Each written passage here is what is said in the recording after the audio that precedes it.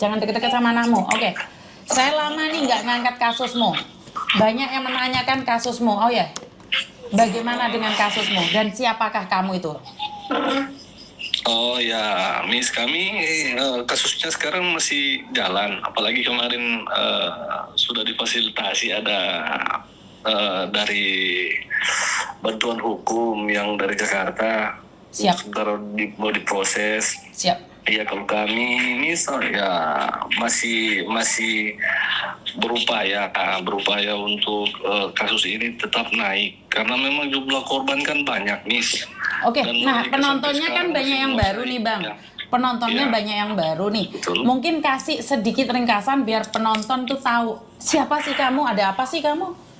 Oh baik, saya salah satu korban dari hampir 300 korban TPPO yang terjadi di Manado.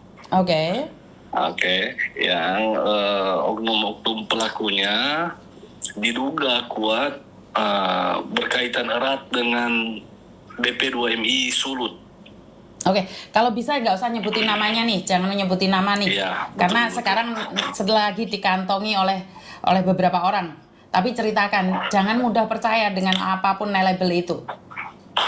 Iya, jadi ini kejadian ini tahun 2000, dari mungkin mereka sudah jalan dari 2021, tapi kami direkrut tahun 2002, masih 2022. 2022. Ya, Oke, masih kental-kentalnya COVID. Nah, jadi di situ ada postingan resmi dari ya badan resmi negara yang mengurus tentang perlindungan CPMI maupun PMI ini, postingan perekrutan resmi yang langsung di akun resmi Facebook dan Instagram. Oke. Bahwa ada perekrutan mereka untuk ditempatkan di negara Inggris.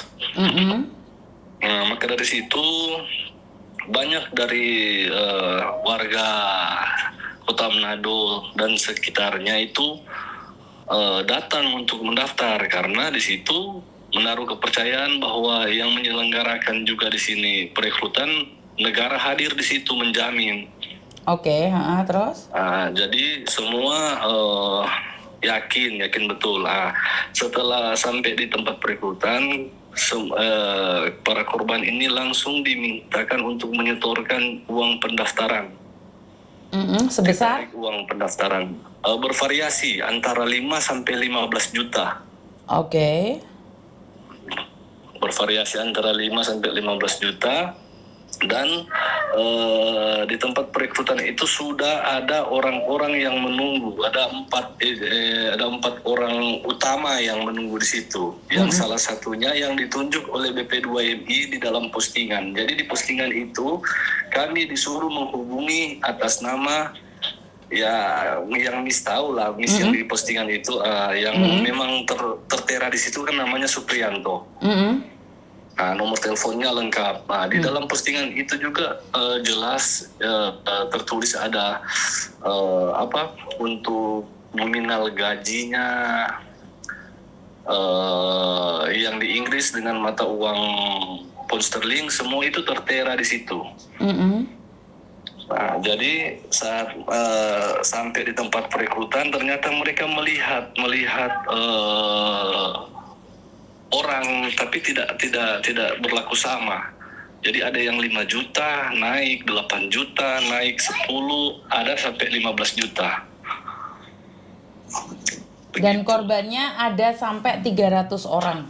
Sudah pernah dilaporkan, bahkan sudah ke Polda, tapi sampai sekarang tidak ada tindak lanjutnya. Dan pada akhirnya gimana? Sudah dilaporkan, Pak, ya. Sudah dilaporkan di Polda, tapi kami menduga juga sudah masuk angin, Miss. Karena dari awal kami melaporkan itu, kami sudah melaporkan bahwa ini kejadiannya TPPO, masih di saat konseling. Namun itu yang kami herankan, untuk kaliber Polda Sulut masa tidak bisa membedakan antara pasal 372 378 penipuan penggelapan dengan pasal undang-undang TPPO. Ya, jadi di situ dibilangnya penipuan penggelapan yang nantinya akan dikembangkan oleh penyidik. Nah, setelah sekarang berjalan kasusnya sudah digelar, tapi penyidik sama sekali tidak mau mengembangkan itu. Bahkan beliau tetap memakai pasal itu, pasal yang sama, bahkan tidak ada satupun dari mereka yang statusnya menjadi tersangka. Dan bahkan menduga bahwa orang yang sudah diturunkan dinaikkan lagi. Ya, dan orang-orang tersebut kan memegang jabatan, Miss. Setelah kasus ini naik, tanggal 27 Februari itu bertepatan dengan pelantikan P3K-nya badan tersebut. Saudara yang bersangkutan itu dinonaktifkan. Dinonaktifkan dari jabatan tersebut, dan dengan alasan bahwa masih diinvestigasi oleh pihak inspektoratnya BP2MI Pusat. Nah, tapi tidak lama, Miss, itu nonjoknya meriah. Beliau siaran live langsung loh di YouTube bahwa beliau memecat salah satu kepala BP3MI daerah. Nah, setelah tidak sampai 2 bulan, ternyata beliau dilantik lagi secara diam-diam di kantor BP2MI Pusat. Ya, dilantik kembali, dan seperti yang Miss ketahui lalu, kita sudah bicara bersama dengan kepala yang di pusat. Dia menyatakan terang-terangan di situ bahwa itu political will-nya beliau. Nah, yang selama ini kita kenal beliau kan membangun narasi yang seolah-olah beliau ini pahlawan. Nah, sekarang bertolak belakang dengan narasi yang selama ini dia gembar-gemborkan. Nah, setelah mencari siapa sebenarnya di belakang yang dinunjukkan ini, ternyata keluarga beliau, keluarga kepala yang di pusat. Maka dari situ kami menilai bahwa di sini beliau tidak lagi sejalan dengan apa yang beliau bicarakan dan gemar-gemburkan selama ini. Ternyata beliau melindungi para yang diduga kuat pelaku-pelaku sindikat. TPPO. Dan habis itu, setelah pembicaraan itu, saya secara pribadi belum post lagi tentang kamu. Bahkan saya diem sesaat, bener nggak? Sampai kamu mencari saya, putus asa. Dikiranya Miss Yuni tidak ini. Kenapa kamu menduga bahwa Miss Yuni diam? Kenapa kamu curiga Miss Yuni ikut diam atau bungkam? Karena Miss kita komunikasinya tidak lancar. Betul. Dan saya juga berpikir nih, saya sempat berpikir bahwa kan di sini dalam keadaan ini memang benar bahwa Miss pejuang dari CPMI maupun PMI Indonesia. Namun di balik pekerjaan Miss kan Miss bersangkut paut erat dengan badan ini. Jadi sempat pikirkan bahwa internet itu masuk sampai ke Miss. Dia kan kamu menduga bahwa saya itu termasuk di dalamnya. Kamu lupa. Bukan. Iya, kamu sempat curiga loh. Kamu sempat curiga bahwa saya tidak menindaklanjuti. Kami sudah pasrah bahwa akan maju atau tidaknya, tapi sempat juga saya katakan kita nggak bisa paksa Miss untuk tetap maju. Itu kan kami dari kemanusiaannya Miss sendiri tergerak membantu kami. Jadi di sini kami berpikir bahwa diintervensi kayaknya ini, begitu. Ditekan nih Miss, seperti yang terjadi dengan inspektorat kan. Iya, kalian tuh menduga bahwa saya itu akan Iya, diituin nih maksud kalian, saya tahu. Iya, Tap- ditekan. Iya, saya ditekan atau saya karena gini loh, saya akan berjuang. Saya akan berjuang. Saya kan sudah berjanji bahwa saya akan berjuang semampu saya, sebisa saya. Tapi kan saya butuh ruang dan waktu. Bagaimana saya harus mundur satu langkah untuk Iya. maju lebih ke depan. Benar nggak? Betul, Miss. Karena di salah satu komen dari grup kalian disangkanya Miss Yuni ini mundur. Miss Yuni itu tidak mau berjuang bersama kalian. Benar nggak sih? Kami sempat sampai di situ pikiran. Iya, saya tahu.